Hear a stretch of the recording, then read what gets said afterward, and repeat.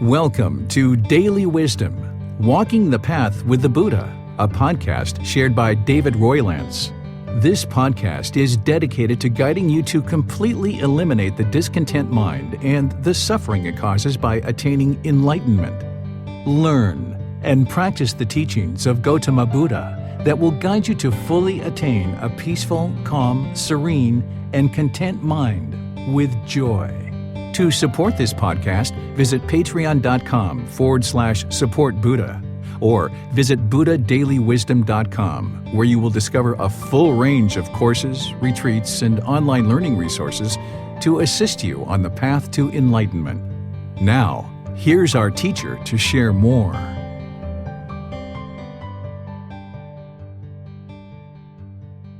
Sawadee Kap. Hello and welcome to Daily Wisdom, Walking the Path with the Buddha. Today is our Pali Canon and English study group, and we're studying the words of the Buddha. We're in this book that's titled The Realms of Existence. This is volume 11 of our book series, and today we're going to be exploring chapters 131 to 140. Next week, we're going to be finishing up the book by going all the way up to chapter 148, but today we're going to do these 10 chapters of 131 through 140. And the way that we do this program is I invite students who are in Zoom to be able to volunteer to read a chapter. Then I'm going to share some teachings on that. Then I'm going to open up to any and all questions that you guys have, whether you're in Facebook, YouTube, or in Zoom. You can ask questions by putting those in the comment section, or in Zoom, you can raise your hand electronically, unmute your microphone, and ask any and all questions that you like. And you can even volunteer to read this way as well. So if there's anyone in Zoom who would like to volunteer to read our first chapter, if you would just electronically raise your hand and then unmute your microphone, you'll be able to read these first chapters. So welcome to all of you guys. Nice to see everyone in class today.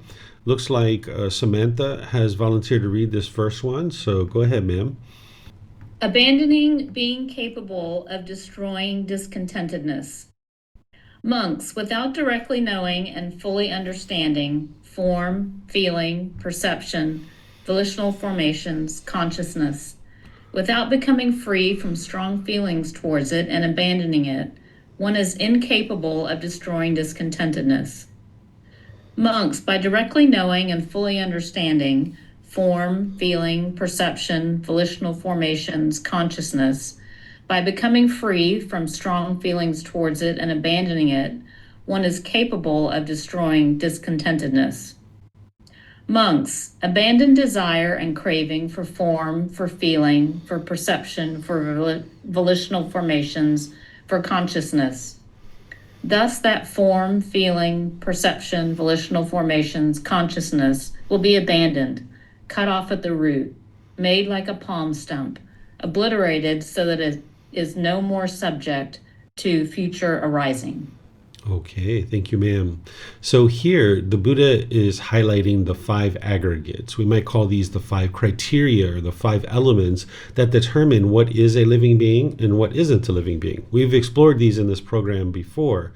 So what the Buddha is saying is that without knowing and fully understanding these 5 aggregates, you wouldn't be able to destroy discontentedness, meaning you'd be incapable of attaining enlightenment. So this is an important aspect of developing your practice to be able to make your way to enlightenment. You wouldn't even be able to get to the first stage of enlightenment without understanding the 5 aggregates. The Buddha talks about this in other places, but without eliminating the craving to them, you wouldn't be able to get to enlightenment itself. So in order to be able to eliminate the craving to something, you need to understand first what it is.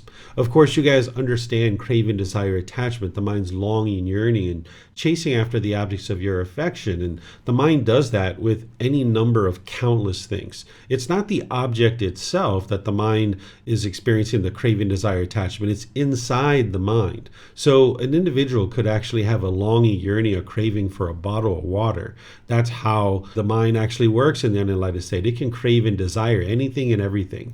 So let's just give an example like a mobile phone. If your mind is longing, yearning for this mobile phone to be permanent, as long as you have your mobile phone, you feel great. But if somebody steals it, or you lose it, or it breaks, or you misplace it, your mind will be shaken up by this. You might have fear or frustration or agitation.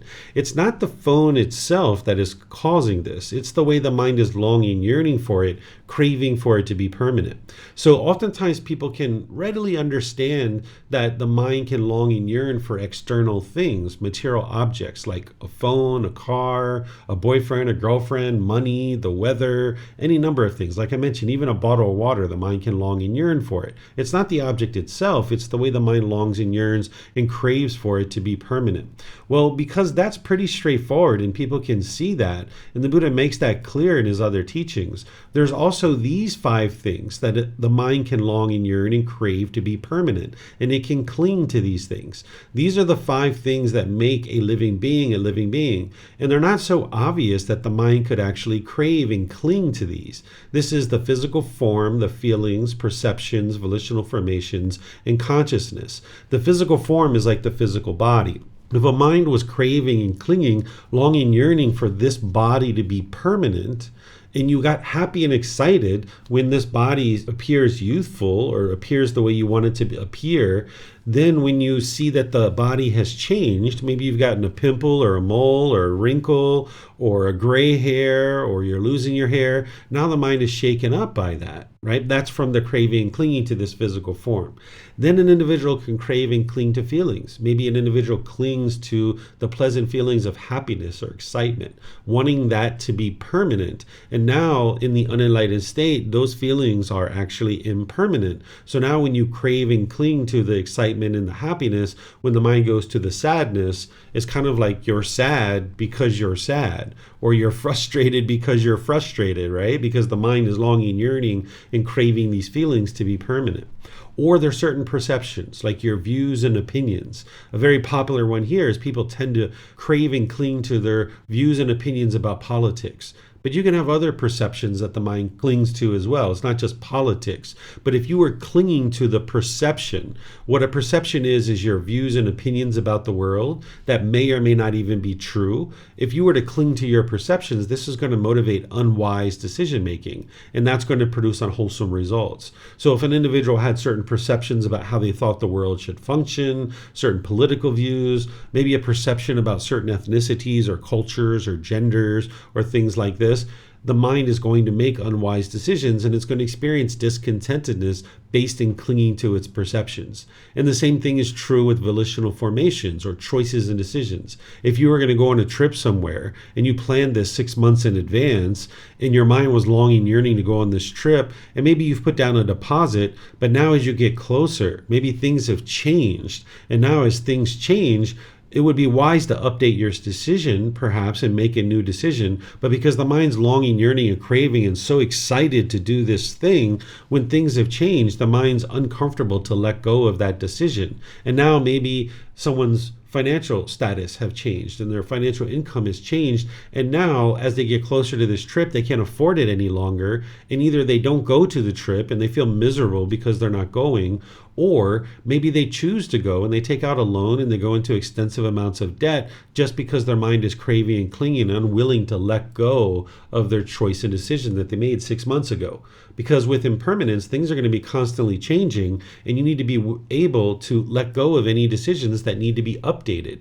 Because if you just make a decision 6 months in advance and all this changes happen and you still implement that decision, then that means you could be implementing a very unwise decision. So you need to be able to account for impermanence and not cling to any choices and decisions, and be willing to move on and update your decision. And that's going to ensure that you're implementing a wise decision in every single situation, because that's how you're going to get to enlightenment, is by producing only wholesome dhamma through making wise decisions.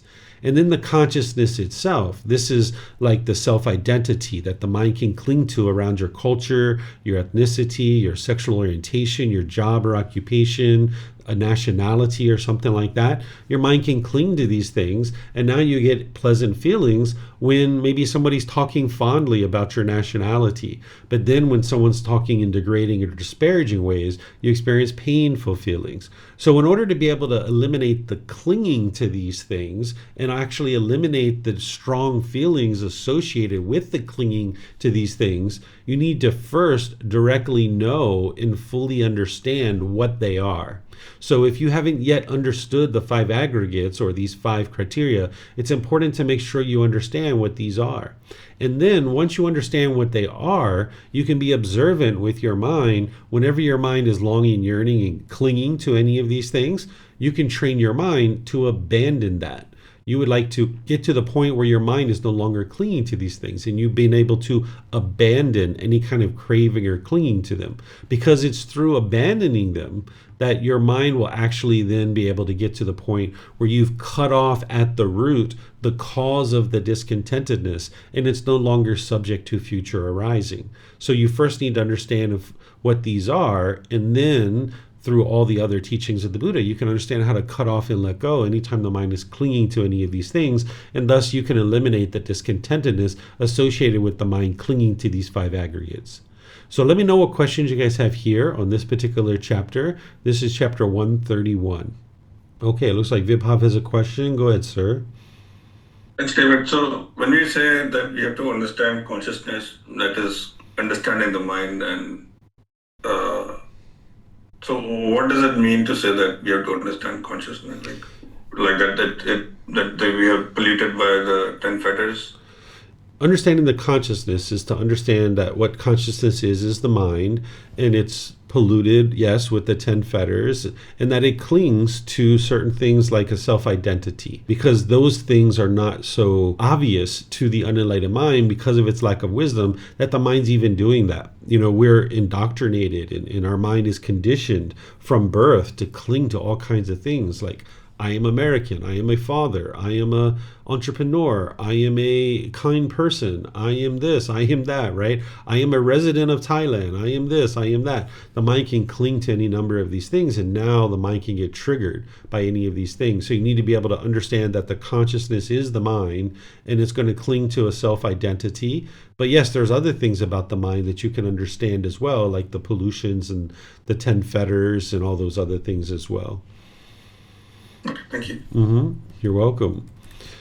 Okay, let me see if we have any questions anywhere else on either Facebook or YouTube. I don't see any questions there. So let's move to the next one, which is chapter 132. Is there someone who would like to read this? I can read it. Okay, go ahead, Vibhav. There is no you there, then Bhaiya. When for you there will be only the seen in reference to the seen, only the heard in reference to the heard, only the sensed in reference to the sensed, only the recognized in reference to the recognized. Then Bhaiya, there is no you in connection with that. When there is no you in connection with that, there is no you there. When there is no you there, you are neither here, nor there, nor in between the two. This is the end of stress. Thank you. Okay, thank you, Vibhav. So here, this is the Buddha helping you to understand the universal truth of non-self. He's pointing to that, right? So that's why this chapter is coming after what he said previously, because you need to be able to understand the consciousness. You need to be able to understand that the mind is going to cling to the physical body, that is going to cling to the identity in the mind, thinking that this is who you are as a person. Like, I am this, or I am that, or I am this. And the mind's going to keep trying to cling to these identities around your culture, your ethnicity, sexual orientation, your nationality, your job or occupation, or any number of different things that the mind can cling to. Whenever the mind thinks, I am, then that is the mind clinging to a self-identity. So in some political scenarios, like I am Republican, or I am Democrat, or I am an independent. And now when you hear all Republicans or all Democrats or all independents are this or that, now the mind gets angry and frustrated because maybe someone's talking in a degrading and disparaging way. And if you identify with that as who you are, now you're frustrated or angry or irritated. Or say you have a certain job or occupation, like I am a police officer. And now as long as you're doing that job, you feel great. But when you retire, when you get injured, you no longer work there, or maybe when you get fired or you get laid off, or maybe even you just quit your job and you move to something else. Now your mind identifying with I am a police officer. Now the mind isn't comfortable with driving this taxi or doing something else because the mind is longing, yearning, and feels like less of a person. It doesn't feel whole anymore. So the Buddhist teachings is that there is no you there, that there is no self. And you need to be able to train the mind to be able to realize non-self, is strip away any of these things that the mind is clinging to as who you think you are as a person. There is a body and there is a mind, and they've come together for this existence, and we refer to this as a person or a human being, but it's important that you don't cling to any of these things as who you think you are. So the Buddha is giving some guidance here where he says there's only the seen in reference to the seen, only the heard in reference to the heard, only the sensed in reference to the sensed, and only the recognized in reference to the recognized. Meaning that these are just things that happen, right? There's things that you see, things that you hear, things that you sense through your sense base, and certain things that the mind recognizes, but you shouldn't cling to any of those things as who you are. There is no you in connection with these things. Any of the things that you think or hear or see or any of these kinds of things, none of that is you. That's what the Buddha is saying to you. None of that is actually you. When there is no you, when the mind is realized non-self, there is no you there, right? When there is no you there, you, meaning the mind clinging to an identity, are neither here nor there nor between the two. In other words, the mind is completely realized non-self. And just this is the end of stress. This is where discontentedness is going to be diminished, because as long as you have the concept of a you here and you're clinging to this, you can't be permanently peaceful and permanently joyful, because the mind's clinging to, say, I am an American. And now when people say something favorable about that, you get these pleasant feelings of happiness, excitement in others. But when people say something degrading or disparaging that's disagreeable or unfavorable about Americans, now the mind is experiencing the painful feelings associated with that. So as long as you hold on to an I, or you think there is a you here, you can't get to the end of stress. And the word stress is being used here, but this is really discontentedness. So someone can experience anger and frustration and irritation and annoyance and any of these discontent feelings as long as the mind is clinging to a you and who you think you are as a person. So by understanding intellectually that there is no self, reflecting on that to be able to see the truth, and then gradually practicing to strip this away, this is the end of discontentedness, and what's going to help you to minimize your discontentedness by getting rid of that personal existence view. And then when you get rid of all the other fetters, that's where the mind's completely experiencing the peace and joy of the enlightened mental state. So there is no you there. There's nothing there that you can point to, or you can grab onto, or you can cling to and say that this is who you are. Because as soon as you do that and you cling to this thing, thinking that this is who you are, you'll be happy as long as that's intact. But then as soon as it changes, and it will change because of impermanence, now the mind's lost and confused. Feels like less of a person. It feels unwhole. And that's where the anxiety and the stress and other discontentedness arises. So let me know what questions you guys have here on this particular chapter. Okay, I'm not seeing any questions anywhere. So now we'll go to the next one, chapter 133. Is there someone who would like to read this? Okay, Samantha, would you mind reading this one and the next one as well?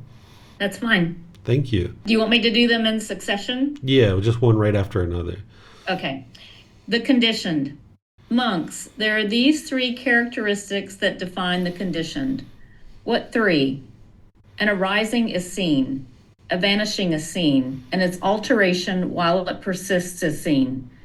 These are the three characteristics that define the conditioned.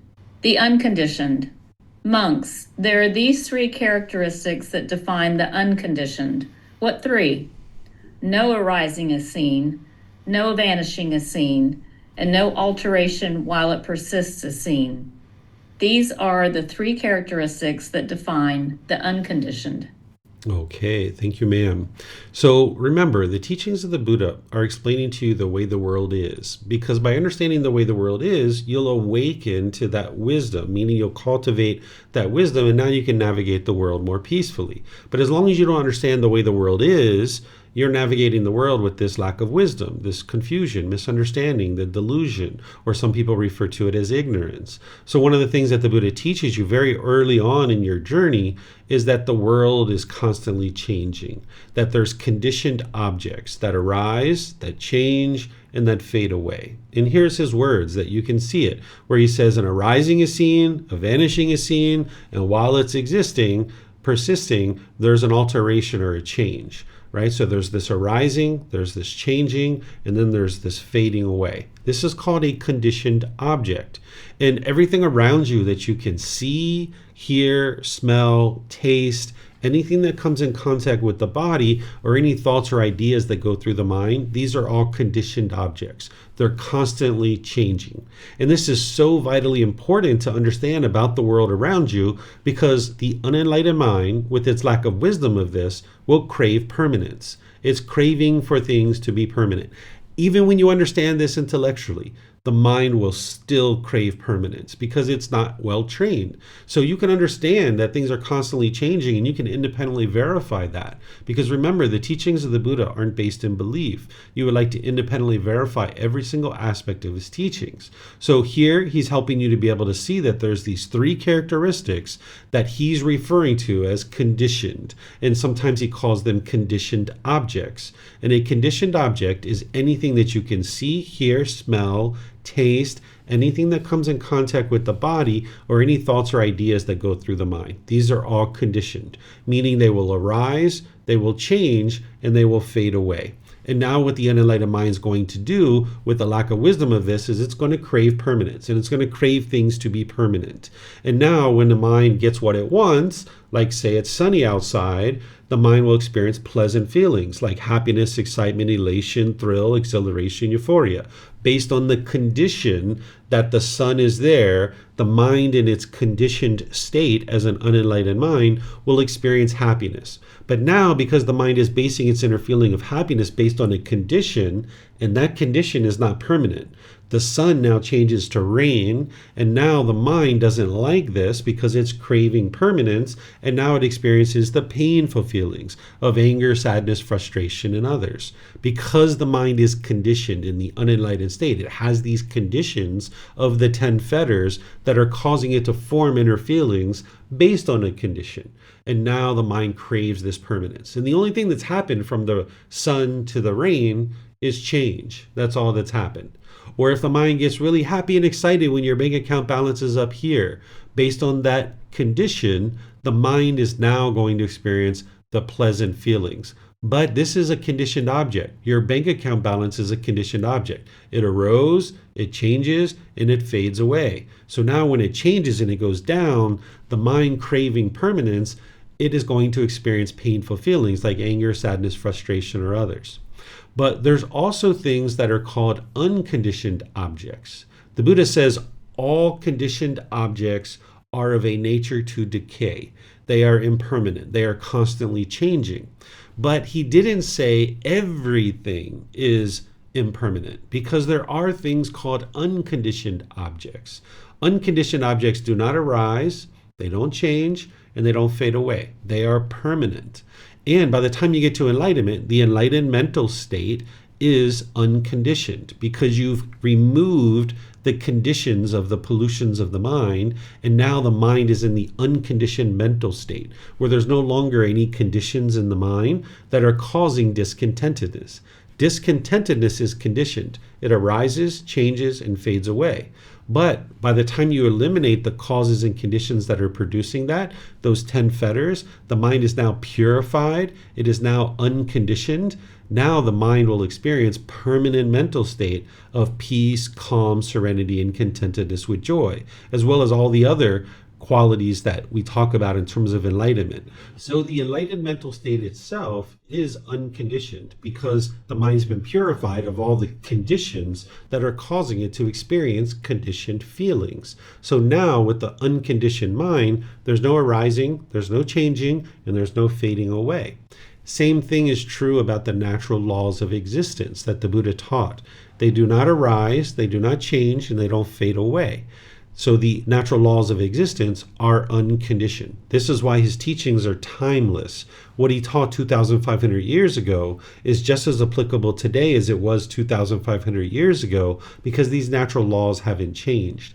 Now, the books and people's memories and what people are thinking about the teachings, that has all changed because those are conditioned objects. The books are conditioned, they arise, change, and fade away. People's memories are conditioned, they arise, change, and fade away. But the natural laws themselves don't change, they are unconditioned. So that's why you like to get back to what the Buddha actually taught, so you can see very clearly what he did teach and what he didn't teach. And that's what's actually going to lead to your enlightenment. And having purified your mind of all the causes and conditions that are producing conditioned feelings, now the mind is unconditioned, and you will experience the unconditioned mental state of enlightenment, which is a permanent mental state. So these are two aspects of the world that an individual needs to understand. Conditioned objects change, and unconditioned objects do not. So conditioned objects arise, change, and fade away. Unconditioned objects do not arise, do not change, and do not fade away. They are permanent. So the Buddha never said that everything is impermanent or everything is changing.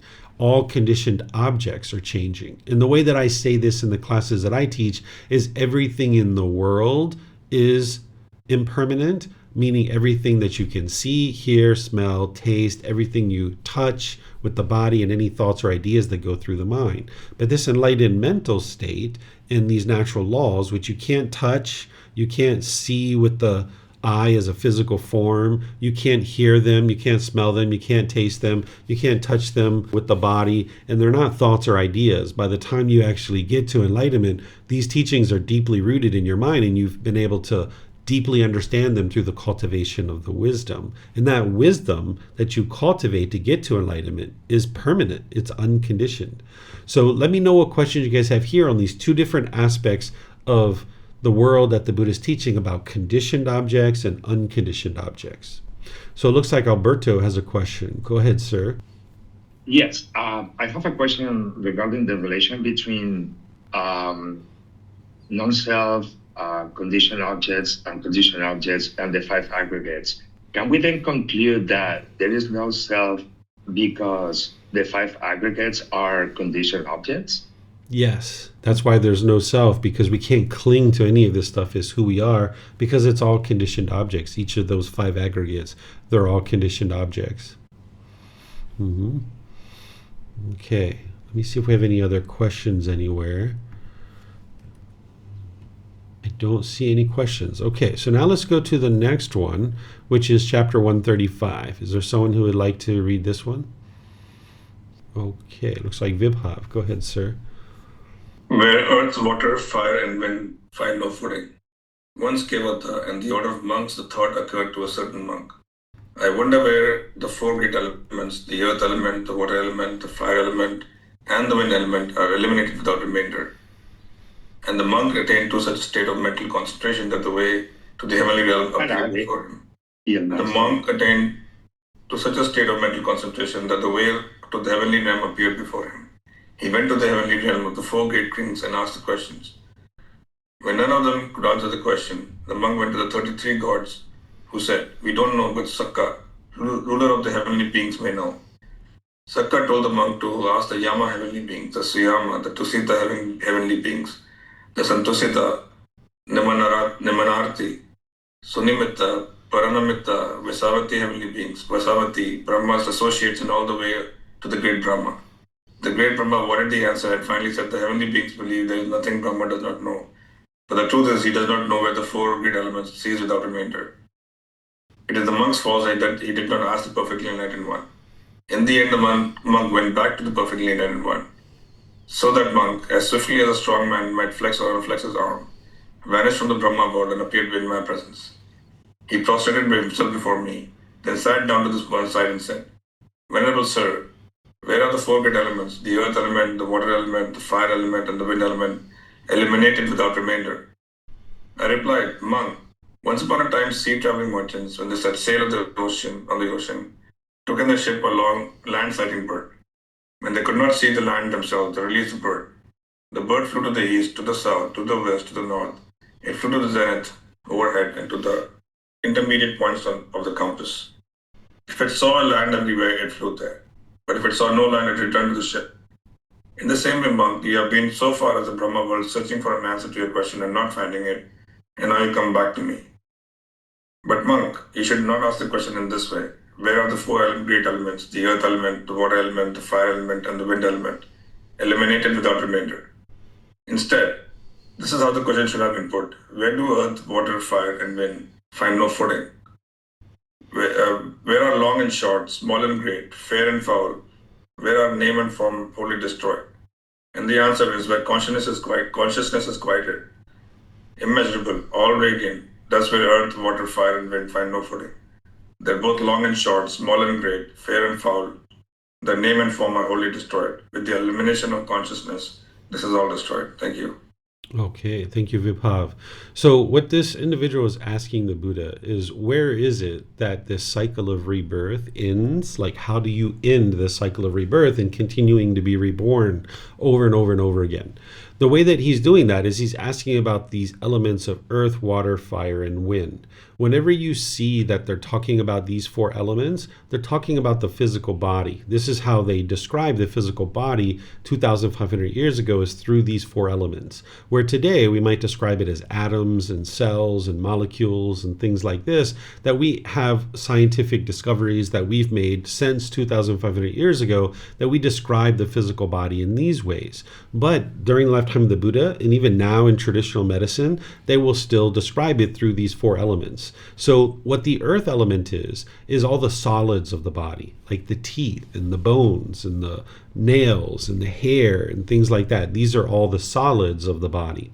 The water element is any of the fluids in the body, like tears and pus and saliva and urine and blood and things of this nature. The fire element is any of the temperature associated with the body, typically associated with digestion, but the temperature of the body. And then there's the wind element, which is the movement of things through the body. So where the blood is the water element itself, the movement of the blood through the vein is called the wind element. Or the feces itself that's in the colon, this is the earth element, but of course it has other elements in there as well. But the movement of that through the colon is the wind element. So when they would diagnose medical situations, it would be like a depletion of the earth element, a increased water element, a neutral fire element, and maybe an increase in wind element, right? And this would mean a certain collection of symptoms to them. And then they would apply certain herbal remedies and other things based on these things, bringing the earth element up or down, or the water element up and down, and so forth and so on. So whenever you see them talking about these four elements, it's always in reference to the physical body. You can also know that from down here, where the Buddha is talking about name and form. Whenever you see name and form, this is also referencing the physical body. There's details that the Buddha shares in Dependent Origination explaining exactly what name and form is. But what I suggest you do is just think physical body whenever you see them talking about name and form. That'll help you to be able to understand what they're asking about and what they're discussing. So here at the beginning, this individual who's ordained is going to all these different places trying to find an answer of where the physical body finds no footing, where it is eliminated, where it's no longer going to experience rebirth. And then ultimately this being comes back to the Buddha and starts asking the same question of where is it that this physical body is eliminated without remainder? And the Buddha says the way to actually ask that question is, where does this physical body not find any footing, meaning become established, right? And where it's wholly destroyed. What they're talking about is, how do we ensure and how do we figure out how to ensure that we don't experience rebirth? And what the Buddha ultimately gets to is the way that this physical body doesn't come into existence is through the elimination of consciousness. That if we eliminate the consciousness, then there won't be a continued rebirth. So in this life, there is a physical body and there is a consciousness. It's come together for this life, and we call that a person. But if you extinguish the causes and conditions that are going to produce the next consciousness, then there won't be a rebirth. So just like a fire has logs on it, and those logs are considered the fuel for that fire, and they send off sparks that are carried by the wind, and when that spark lands, it ignites a new fire. It's a completely new fire, but it's based on the old fire. The same thing is true about the consciousness. That if this consciousness that you currently have at the end of this life has craving, desire, attachment, that longing, yearning, if it still has that in the mind, that's the spark that's going to lead to the formation of the next consciousness. And now with that next consciousness, it's going to need to find a body. So when there's an egg and a sperm that comes together, like all of us came together with our mom having the egg and our father having the sperm, well, there needed to be a consciousness that came into that in order to be able to now have a living being. But if there's no consciousness that comes into that egg and sperm, then there is no living being. There is no continuous rebirth. So by eliminating the causes and conditions that produce a consciousness, you will eliminate rebirth.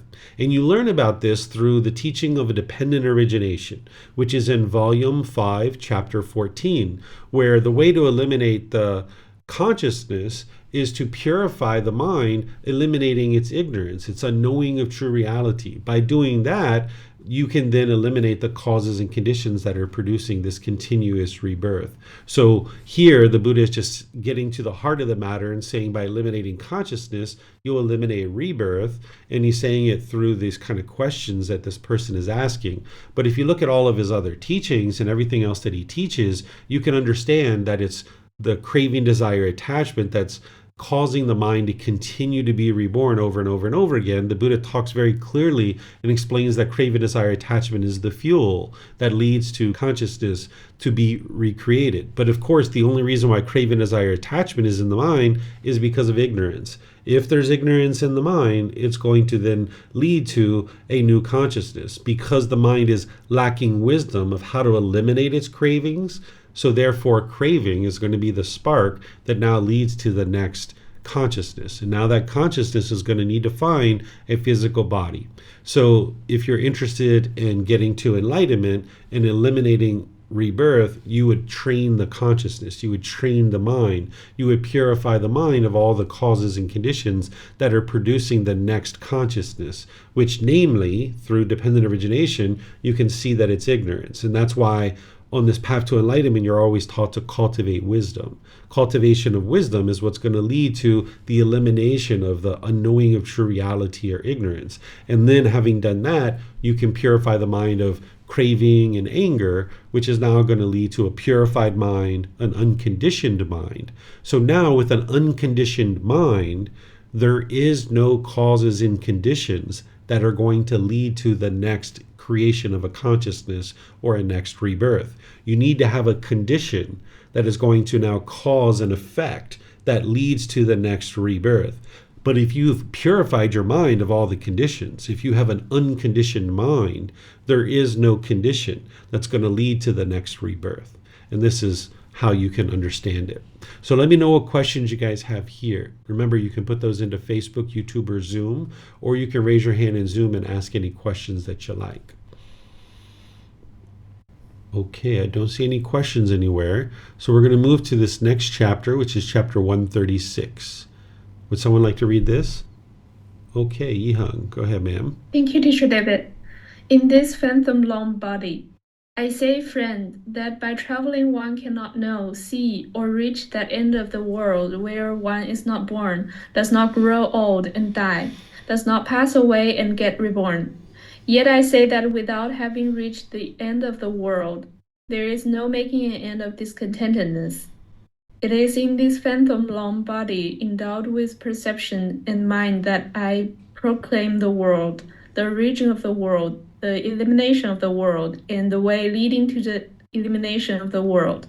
Thank you. Okay, thank you, Yihang. So here, the Buddha is using the world to refer to discontentedness and ultimately perhaps even the end of this world. What's going to end humanity is everybody getting to enlightenment. And some people can't even fathom that humanity would come to an end. But we know humanity is going to come to an end because we're conditioned. We are impermanent. We arose, we change constantly, and we fade away. right? Oftentimes people are craving permanence and wanting humanity to be permanent, but we understand that that's not true.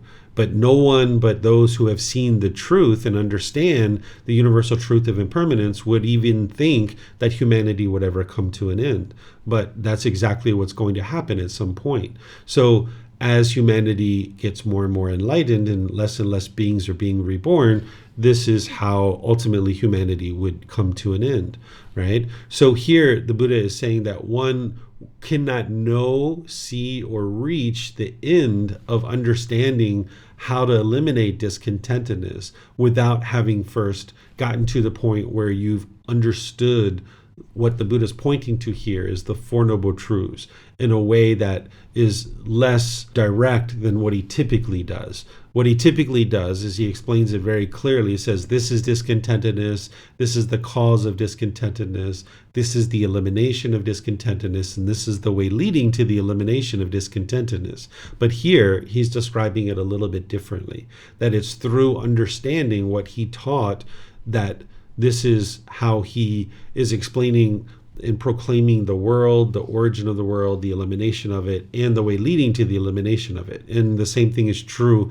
about discontentedness in the mind. So it's through traveling to understand, meaning taking this journey to grow and learn and develop your mind to cultivate wisdom, that one will then come to understand these things. So he's using this analogy of traveling the world, that you wouldn't be able to understand the end of the world without reaching the end of the world and traveling to that destination. And it's the same thing that's true, that you wouldn't be able to end your discontentedness and eliminate that without having first traveled in this journey to enlightenment, to fully cultivate the wisdom in this journey, to be able to then eliminate the causes and conditions that are producing discontentedness. So let me know what questions you guys have here on this chapter. Okay, looks like Vibhav has a question. Go ahead, sir. Thank you, David. I have a question around how this is going to be stated here. So, Buddha is basically saying here that without having reached the end of the world, he's not able to see the end of the world. That's what I get out of this. And he's saying that without having reached the end of the world where the world ends, he can also see there is no making an end of the discontentedness. So there'll always be discontentedness unless everybody gets to enlightenment. And we also know that everybody will not get to enlightenment because there'll be very few people who actually go down that path, right? Because it's rare for people to go down the path, to start doing, will start learning, and it's rare for actually following the path and staying dedicated to it, and then it's rare to get to enlightenment. So from this statement, it seems that there is no end of the world, because there will always be some discontentedness. And they're saying that if you are basically, there is at an end of the world if everybody follows the Four Noble Truths. Is I'm reading it right? Or? The world's going to come to an end regardless of whether the world practices the teachings of the Buddha or not, whether there's massive amount of enlightened beings or not. The world's going to come to an end. It's just a matter of how, right? Because we're all impermanent. We arose, we change, and we're going to fade away, just like every other conditioned object. But what you said about how there's very few people who learn and practice the teachings, that's true. Like during the lifetime of a Buddha, they're going to be able to help countless people get to enlightenment. But in terms of the total population of the world, it's a limited number, right? Because not everyone's going to understand that this person's a Buddha. Not everyone's going to be dedicated and diligent to learn and grow and develop. You won't find it anywhere in the Pali Canon, but it's well understood in Buddhist communities that what the Buddha taught is that his teachings were going to reach the entire world, and that more and more beings would get to enlightenment. But it wouldn't be during his lifetime. So during the lifetime of a Buddha, a very limited number of people get to enlightenment, but that is still countless numbers of people. It's a massive number of people, but just in terms of the total population of the world, it's a limited number. But then if the teachings are deeply rooted and shining in the world, then we can get to a point where now they are shared more and more widely, and more people can get to enlightenment. And we're at a point in in time now in history where this is actually possible, because during the lifetime of the Buddha, there wasn't an international language for the teachings to really get well rooted, in a sense, for the international community to be able to get to enlightenment. But with the English language, with ease of travel, with the internet, now the teachings can really shine in the world, and over multiple generations, countless people will be able to get to enlightenment. And this is ultimately what we would be able to see as the teachings get more and more restored in the world. What the Buddha is talking about is that the world is going to come to an end. But he's also this is a retelling of how he typically describes the Four Noble Truths. So there's like both of these kind of messages embedded in this one teaching. Okay, then can you also clarify the first statement? Is saying that just by traveling, one cannot know, see, or reach at the end of the world where one is not born, does not grow or die, does not pass away or get reborn. So it seems to be saying that there's always be a time then that one is born, they grow old and die, and then get reborn. Yeah, what he's saying here is just by traveling, right? Just by kind of roaming around and traveling the world, you can't know the end of the world and the end of the cycle of rebirth and where one doesn't get reborn by just traveling the world. But instead, it's through learning, growing, and developing that you would be able to do that. So yet I say, without having reached the end of the world, there is no making an end of discontentedness. So as you travel the world, you need to cultivate wisdom and now reach the end of the world where you fully understand the wisdom of the world. And by understanding the wisdom of the world and how the world is constructed, now you can make an end of discontentedness. But just by purely traveling the world, one cannot know, see, or reach the end of the world where one is not born. So you need to be able to cultivate wisdom. It's not just through traveling that one would experience the cultivation of wisdom. There's actually real work, dedication, and diligence to cultivating that is needed to be able to get to the end of the world, meaning you fully understand the world. So this is this discourse and others that you need to be able to understand what the Buddha taught that helps you to understand this discourse. It's not just this discourse alone. Okay, thank you. You're welcome. And it looks like Samantha and Yihang have a question. Go ahead, Samantha. Thank you. So this teaching is saying that there will be an end of the world when everyone becomes enlightened. But that seems in contradiction to the Buddha's undeclared teaching of the end of the world. So are you interpreting it differently? So there's the world, which some people describe as like the galaxy, the universe, and all these different things. But then some people describe the world as like the earth that we live on, right? So here, what I suspect that the Buddha is describing is the earth, the world that we live in, because we know that the earth has arisen, it changes, and it fades away. But the galaxy, the universe, the entire outer whatever is out there that we don't even fully know right now, that's what the Buddha is saying. He doesn't declare whether it's finite or if it's infinite, these kinds of things. But in terms of what we know about the earth being the world here, we know that this is impermanent. And that's what I suspect the word world is being used here. Okay, thank you very much. You're welcome. And then Yihang, you have a question? Yes, thank you, Teacher David. I was wondering, you said regardlessly the world will come to an end in terms of how many people practice the teaching of the Buddha. Then I was thinking because only enlightened being will cease their existence. So if someone is not practicing the teaching of the Buddha, which they are most likely unenlightened, and then they will continue existence, how could a world come to an end with their continuing existing? Yeah, so what we're talking about here in terms of the world is the earth and humanity's existence on the earth. This is going to come to an end, regardless of whether people learn and practice the Buddhist teachings or not.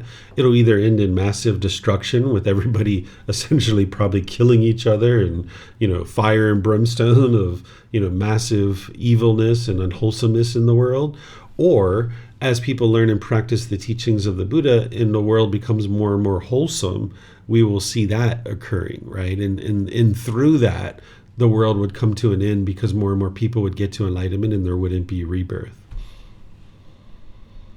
But then only if the world goes in the other direction, which is very destructive.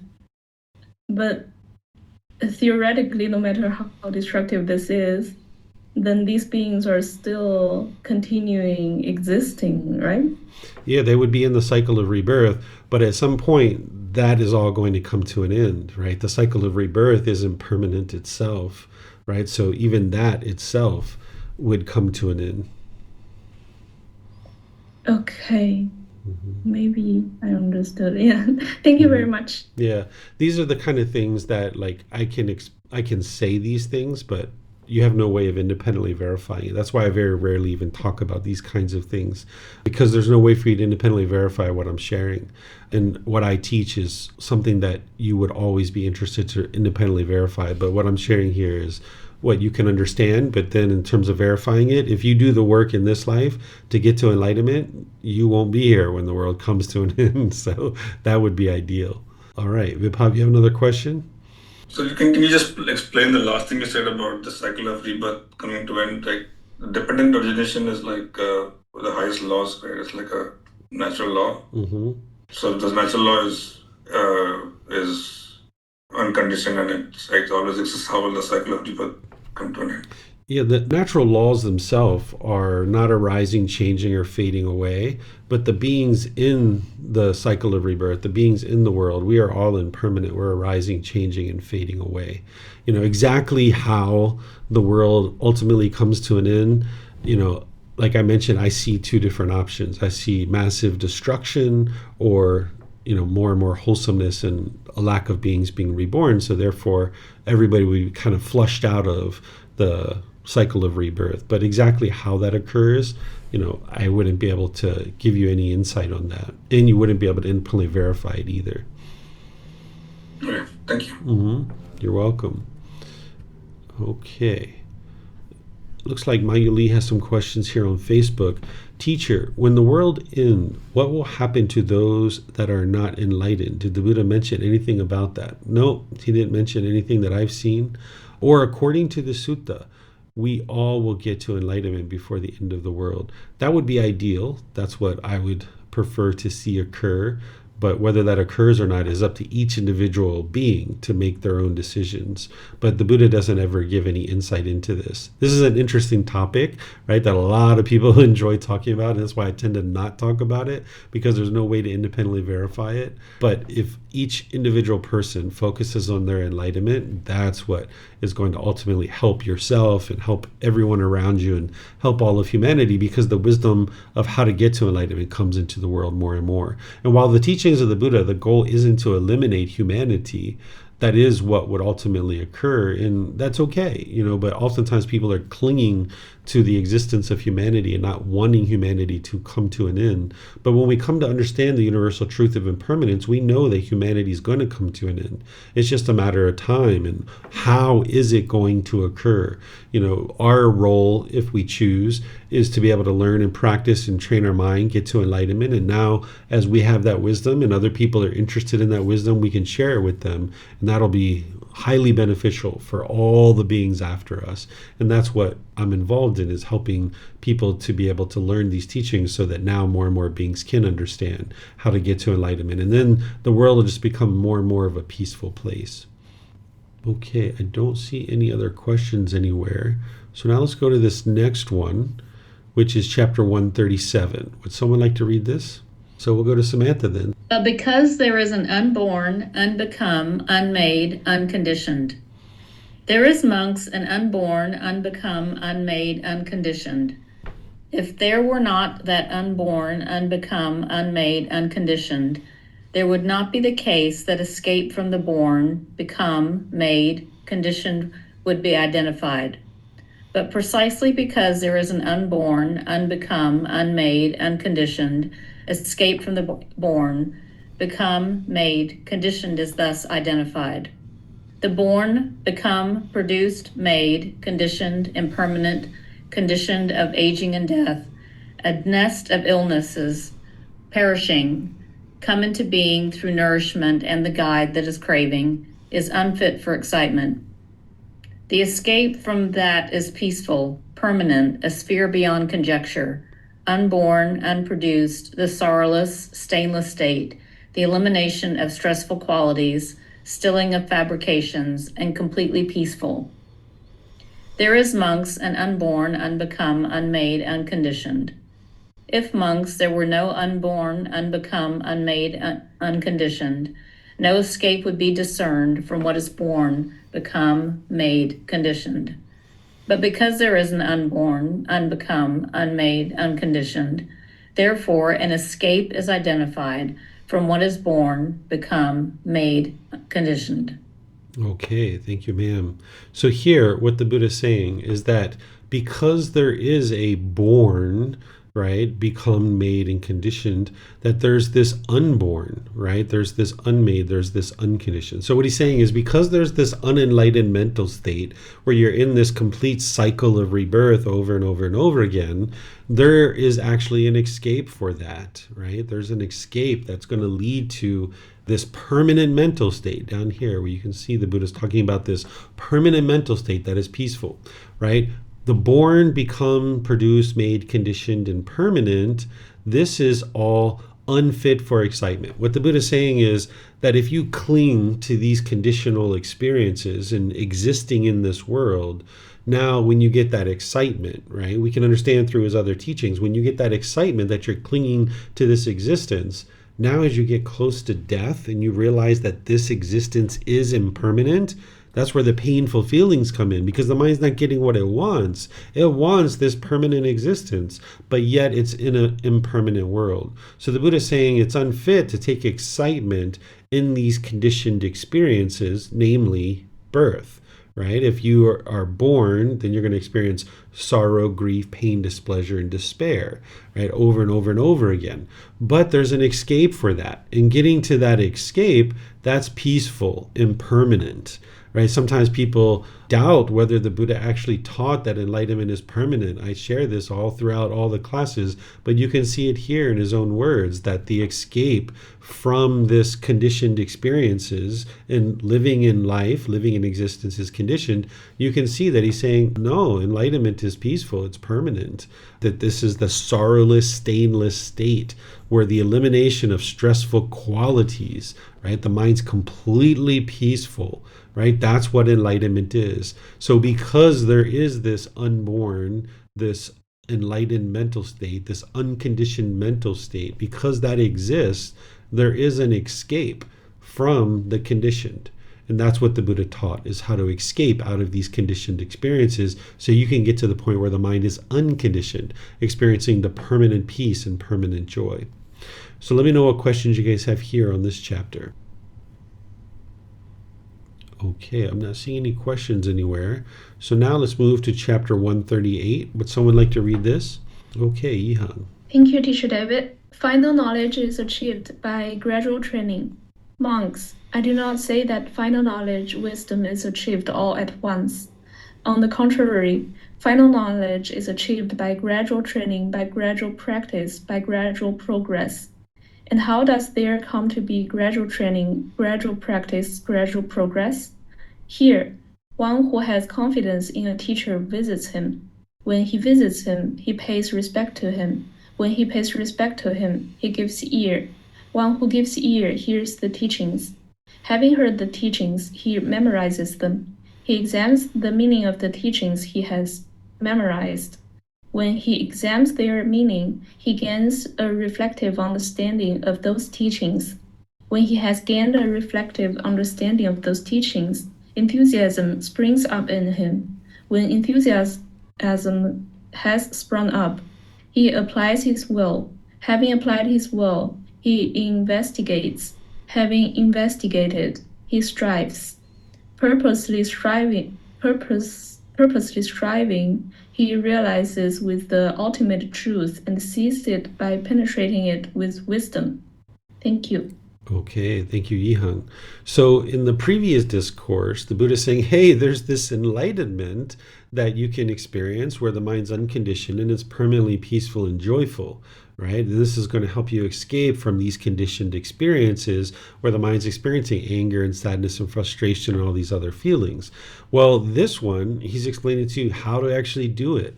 Final knowledge is enlightenment. Final knowledge is where you fully understand the path to enlightenment completely and fully. And here, the very first opening sentence that he shares is this final knowledge that it takes to get to enlightenment, this enlightened mental state, is achieved by gradual training, gradual practice, and gradual progress. And this helps you to break up that myth that you hear frequently that the Buddha sat under a tree, he meditated, and instantly got to enlightenment. Because if that's what you thought was actually occurring, you probably would put a lot of time into meditation, and only be meditating, right? And now someone might be meditating for extensive periods of time, but they're not learning all the other teachings that they need to actually get the mind to enlightenment. You can't actually meditate your way to enlightenment. So thinking that the Buddha sat under a tree, he meditated and got to enlightenment that way, leads the mind through this ignorance or this unknowing of true reality, thinking that that's all you need to do is meditation. And there's plenty of people out there in the world that are just meditating, thinking that somehow miraculously there's going to be this light switch that goes off and they're going to instantly get to enlightenment. While meditation is important and you wouldn't be able to get to enlightenment without meditation, you wouldn't be able to just meditate your way to enlightenment. So it's this gradual training, gradual practice, and gradual progress. And you don't believe that. Instead, you look at your life and you see anything that you've ever accomplished in life has been the same way. Whether it's learning to read, write, or speak a certain language, it's been gradual training, gradual practice, and gradual progress. If it's some job or occupation where you have certain skills and abilities, it's been gradual training, gradual practice, and gradual progress that has led to you being able to do that. So enlightenment is exactly the same way. It's this inner growth, this inner development. And understanding that the Buddha took from the age of 29 to 35 to get to enlightenment, those 6 years, you can see that it wasn't instantaneous. It was gradual training, gradual practice, and gradual progress. And that's what he's saying here in this opening line here. So now, understanding that you need this gradual training, gradual practice, and gradual progress, the Buddha helps you to be able to understand that you're going to need a teacher, because you're not going to be able to get to enlightenment by yourself. It's only a Buddha that would be able to get to enlightenment by themselves without the help of any teachers or any guides. Everybody else in the world is going to need teachers and guides. And the last Buddha that the world is currently aware of existed over 2,500 years ago. So it's very rare that a Buddha exists in the world. And they have a certain quality of mind that not everybody has, and which allows them to be able to get to enlightenment on their own without the help of any teachers or any guides. So you're going to need to have confidence in a teacher. So you're going to need to visit a teacher, right? And the Buddha gives you guidance on observing the teacher's mind and seeing if they're muddle-minded. If their mind is muddled, it means that they lack concentration, they lack focus, they lack clarity. So if someone's lacking focus, concentration, and clarity, that means that their mind is still polluted, and then that means that they haven't fully purified their mind yet. So he helps you to be able to see that it's wise for you to kind of observe a teacher and what is the condition of their own mind. Can they speak about the teachings with ease? Do they understand them inside and out? Can they expand upon the teachings and go beyond just the standard discourses? And if so, then the Buddha says, okay, this person is potentially enlightened, right? Because you don't see any anger and sadness and frustration, agitation, annoyance. Any of those things have been eliminated from the mind. So by visiting a particular teacher, and here the Buddha is using him, but there could be a female teacher too, right? You could have confidence in this person because you've observed their mind and you see that they're practicing these wholesome qualities. Their moral conduct is wise, that their mind is focused and concentrated. And now when you visit that person, the Buddha teaches you to pay respect to them, right? Because if anybody's going to accept you as a student, they're doing that out of the kindness of their heart. They don't want anything from you. They don't expect anything from you, but instead they're there to guide you, right? They're not gaining any benefit from you. Instead, they're there to help you. And they're doing that out of their loving kindness and compassion. So the Buddha teaches you to pay respect to a particular teacher that you're going to ultimately end up learning from. Then the Buddha talks about giving ear. He talks in other teachings where he talks about listening to the teachings with an eager ear, or active listening is probably what we would call it today. You're going to need to give ear to this teacher, where you actively listen and eagerly learn what it is that they have to share. Then, upon giving that person ear or actively listening, you hear the teachings. And then as you hear those teachings, you memorize them. Having memorized the teachings, you need to investigate them. This is where you examine them, right? You're not interested in just believing the teachings. You need to be able to examine the teachings. As you examine those teachings, learning them intellectually, you then need to reflect on those teachings to independently verify, are they true or are they false? Right? And now when you start reflecting on those teachings, if they're the true teachings and you're gaining this reflective understanding, there can be enthusiasm that springs up in the mind. Oh my goodness, these teachings are true. Wow, right? There can be this enthusiasm, this ambition that arises up in the mind. And now as this enthusiasm is rising up in the mind, you apply your will towards actually integrating them into your day-to-day life and actually practicing them on a day-to-day basis. And now you further investigate the teachings, because this is an iterative process, right? You're not going to be able to just learn something, reflect on it, and practice it perfectly right from the beginning. You're going to need to do that, learn, reflect, and practice, but then you're going to need to investigate some more, right? And examine some more, reflect some more, integrate the teachings into your life some more. This is the striving that one does. And now, through purposeful striving, this is where you realize the ultimate truth, getting to final knowledge. And you can see through penetrating the teachings that you can independently verify the teachings. Not only intellectually have you learned them, not only reflective understanding where you've independently verified them, but now you practice. And now when you're practicing and you're eliminating the pollution of the mind, and you see the condition of your mind and your life improving, your personal and professional relationships are just blossoming, and everything's becoming more and more easy for you. There's no longer stress and difficulties and struggles. You will get to the point where you have wisdom and you know the ultimate truth, that indeed these teachings lead exactly where the Buddha said they do, to this enlightened mental state. So he's walking you through the process that, hey, this enlightenment is not quick. It's going to take some time. It's gradual training. And here's the way you're going to get that gradual training, is through spending time with the teacher, through learning the teachings intellectually, through reflecting on them, and through practicing them. This is what is going to lead to final knowledge. So any questions here on this chapter? Remember, you can put that into Facebook, YouTube, or Zoom, or you can raise your hand in Zoom and ask any questions that you like. So Mayuli in Facebook is asking, teacher, did the Buddha mention if he learned or have memory of his previous lives, ever learning the teachings, or he discovered it in that lifetime? He definitely talked about his previous lives and that he had been reborn countless times. Whether he actually talks about having learned those teachings in a previous life, I don't recall anything like that. But what a Buddha or a person who's going to become a Buddha will have is the ability to remember all their previous lives, and they're going to remember countless details about those lives and their current life too. So there's certain wisdom, like you learned some wisdom on your own in this life. Like you probably learned, I've seen you bake brownies, right? Or what do you bake? You bake different things, right? Like I'm sure you learned some of this by yourself, right? And now that's certain wisdom that you've cultivated, right? And regular average human being has ability to cultivate certain wisdom on their own, but then they need teachers for other things. But in terms of the path to enlightenment, an individual is definitely going to need a teacher unless they're going to become a Buddha. But nonetheless, there's certain wisdom about this world that you've cultivated on your own. Well, if you can imagine doing that over multiple lifetimes and remembering all those lessons that you've learned, that's what a Buddha does to be able to get to enlightenment in their last life, is they put together all that wisdom in their last life to be able to now accumulate all that wisdom over multiple lives and apply it in one final life to be able to get to enlightenment. So a regular average human being doesn't have this capacity to be able to remember these countless details of their current life and their previous lives. So the Buddha would have accumulated wisdom over multiple lifetimes, but whether or not he actually studied the teachings like under a previous Buddha or not, I haven't seen anything like that, but it's just him accumulating wisdom over multiple lifetimes and then applying it in his last life. Looks like Arvind has a question. Go ahead, sir. Hi, good day, Teacher David. I have a question with regards to one who is enlightened. How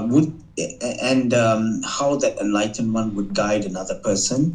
Would someone who's enlightened be able to identify the weaknesses or the obstacles that a disciple is facing, maybe by seeing his past lives or understanding the karma that he has that is posing as a hindrance to his progress? Would someone who is enlightened be able to see and guide a student along those lines? An individual who needs to get to enlightenment today has certain obstacles in their way today, certain mental defilements and pollutions. And an enlightened being would be able to see those very clearly in another person's mind, even when they're not seeing it themselves. It's not about looking at someone's past and figuring out that, because the past is in the past, it's done and over with. And whatever one is experiencing today in the present moment, yes, it's an accumulation of what's happened in the past, but you don't need to be able to see the past in order to be able to give that person guidance and help today, because you're looking at the condition of the mind today based on its pollutions today. And that's what's going to help you to overcome any obstacles or hindrances that are in the mind, is by looking at the mind today. Okay, thank you, Teacher David. You're welcome. Okay, let me see. Sometimes, Arvind, a lot of people put a lot of significance on the past, but that's not, what's going to actually lead to one's enlightenment. Okay, so now we go to chapter 139. It looks like maybe Vibhav is volunteering to read that. Seeing non-self with correct wisdom. Monks, form is impermanent, feeling is impermanent, perception is impermanent, volition, formations, choices, decisions are impermanent. Consciousness is impermanent. What is impermanent is discontentedness. What is discontentedness is non-self. What is non-self should be seen as it really is with correct wisdom thus. This is not mine, this I am not, this is not myself. When one sees this, thus that it really is with correct wisdom, one holds no more views concerning the past. When one holds no more views concerning the past, one holds no more views concerning the future. When one holds no more views concerning the future, one has no more stubborn craving. When one has no more stubborn craving, the mind becomes free from strong feelings towards form, feeling, perception, volition, formations, and consciousness, and is liberated from attains by non-clinging. By being liberated, the mind is steady. By being steady, the mind is content. By being content, one is not agitated. Being unagitated, one personally attains nirvana, enlightenment. One understands, destroyed is birth. The holy life has been lived. What had to be done has been done.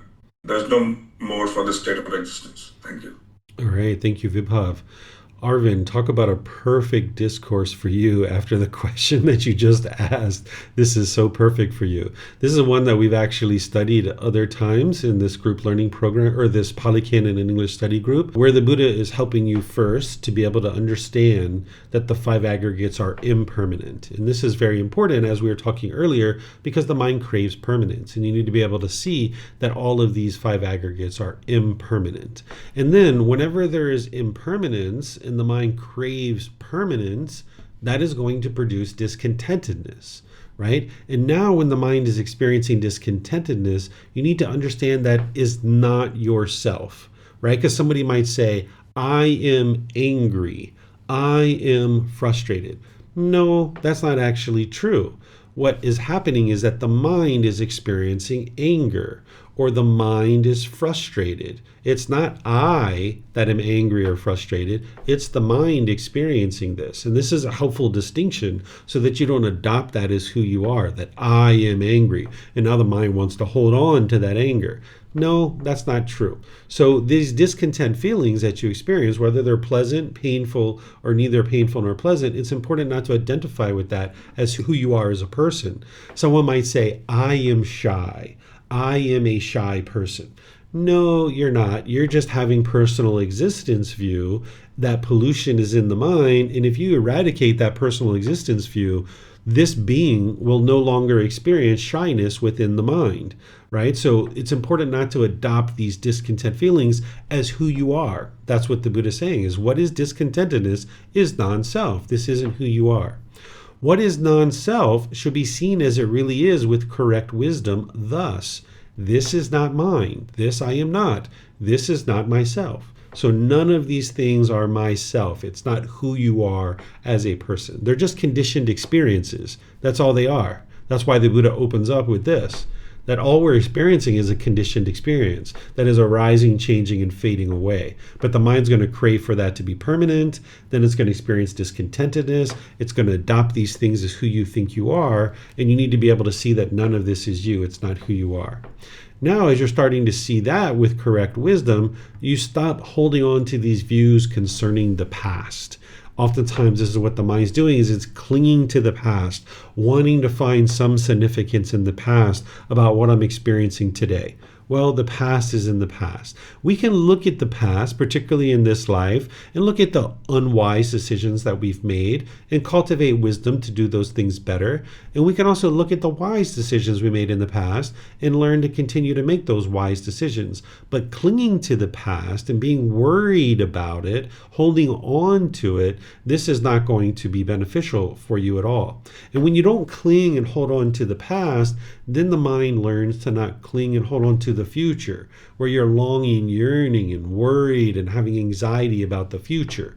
So when you're not clinging to the past and you're not clinging to the future, then there's no more of this stubborn craving where the mind's longing, yearning. It comes into the present moment and realizes that what you're really facing is something in the present moment. You can't change the past. You can't dictate the future, but you can make wise decisions in the present moment. But if you're craving and longing, yearning, and clinging to the past or the future, you won't be focused on the present moment. You need to be able to focus on the present moment. And that's what's going to help you to be able to observe the mind, see the longing, yearning, see the craving, and train the mind to cut that off and let it go. And when there's no more stubborn craving in the mind becomes free, right? There's freedom from these strong feelings towards the five aggregates, that the mind is no longer craving and clinging, identifying with these five aggregates as who you are, wanting them to be permanent.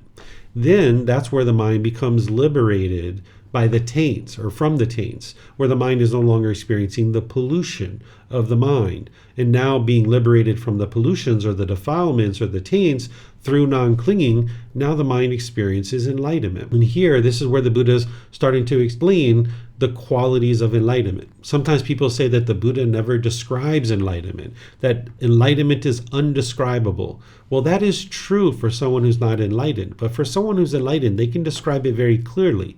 So the Buddha is saying, being liberated, the mind is steady, right? The mind's steady, it's stable, it's unshakable. And now when the mind's steady and stable and unshakable, it's content in the present moment. It's no longer yearning and longing for the past or the future. It's content in the present moment. And now being content in the present moment, it's not agitated.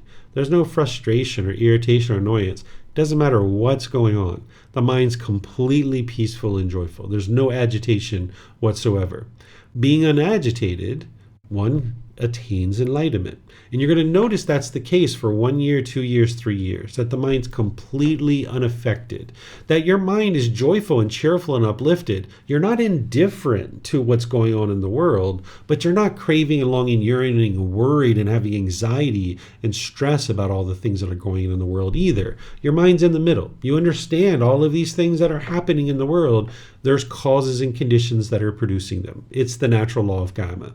So being unagitated and being completely content in the present moment, being unaffected by what's going on in the world, oftentimes when people hear that, they think indifference, because that's what the unenlightened mind understands. It understands longing, yearning, and chasing, and it understands this other side of indifference and sluggishness and lethargic condition. But that's not the middle way. The middle way is that one can experience this enlightened mental state where it's completely unagitated by what's going on in the world, because by the time you fully awake to get to final knowledge and you understand the natural laws, you can see the world's functioning exactly the way that the Buddha taught, that nothing is occurring based in random things, or good luck or bad luck or destiny or fate or any of these other things, you can see that the world is functioning exactly the way that the Buddha explained it. So this is why you're unagitated and not frustrated. You're also not out there trying to change the world, because you understand that the world functions based on these natural laws,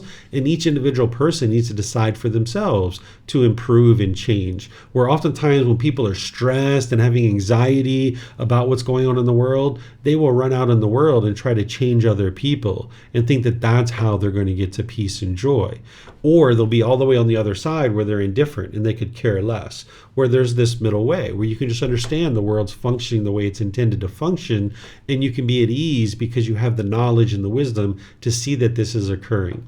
And now when the mind attains enlightenment, where it's completely peaceful, joyful, that the mind isn't experiencing any discontentedness whatsoever, you will also understand that you're not going to experience any rebirth. Because by the time you get to enlightenment, you would have independently verified dependent origination, and you would know that teaching, and you would know that by having attained enlightenment and purified the mind, getting to this unconditioned mental state, that not only is the mind peaceful, serene, and content with joy, but you're no longer going to experience rebirth, because the causes and conditions that produce that have been eliminated from the mind. So you'll understand that there's no longer any rebirth, that this holy life has been lived. Sure, you did things that were unwise in the past, but now you've purified your mind and you're living this holy life, meaning your mind's completely purified. You're no longer making any unwise decisions. What had to be done has been done. You've trained your mind. You did it. You got to enlightenment, right? What had to be done had to be done. And there's no more for this state of existence. That you will live out the rest of this life, but at the end of this life, there isn't going to be any rebirth. And you will have the confirmation of that through the condition of your mind, that you will see that that's the case, that your mind's completely peaceful and joyful, and you'll have confirmed it through all the teachings that the Buddha shares. So let me know what questions you guys have here on this chapter. Remember, you can put that into Facebook, YouTube, or Zoom, or you can raise your hand in Zoom and ask any questions that you like. Okay, it looks like Arvind has a question. Go ahead, sir. Teacher David, I need to ask you from a practical standpoint. I understand that being in the present moment is key towards experiencing peace and joy.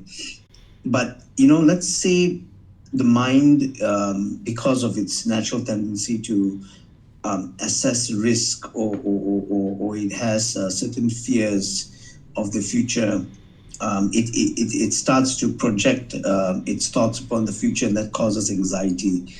How does one balance being prepared and taking precautions with actual staying in the moment and being content with what is in the present moment? How does one balance the two? Yeah, what you do is eliminate craving and clinging. So when we talk about being in the present moment, it doesn't mean that you never think about the future, right? You can make plans. You can think about the future. You can plan for retirement. Like I know you have a young child, Arvind. You can plan for your child's growth and development and things like this. There's no harm in planning any of that stuff. But it's when you're clinging to it and you're craving it to be a certain way that now you will have anxiety and stress. So when we talk about being in the present moment, it means like making decisions in the present moment, right? Keeping your mind focused on a certain task, having singleness of mind. But in the present moment, you could be planning for 10 years from now. But if you plan for 10 years from now, don't cling to that, because there's a lot of impermanence between now and 10 years, that if you cling to any of these things that you've planned 10 years from now, when you're getting closer and closer to it and it's not going to happen the way that you had planned it, that's where the stress and anxiety comes in. So the way that you get to the contentedness in the present moment is, yes, plan for the future, but then don't cling to it, and understand that as impermanence happens, you're going to need to update your decisions and modify your decisions. Okay. I don't see any other questions anywhere. All right. So is there someone who would like to read this? Oh, this is the Eightfold Path. That's right.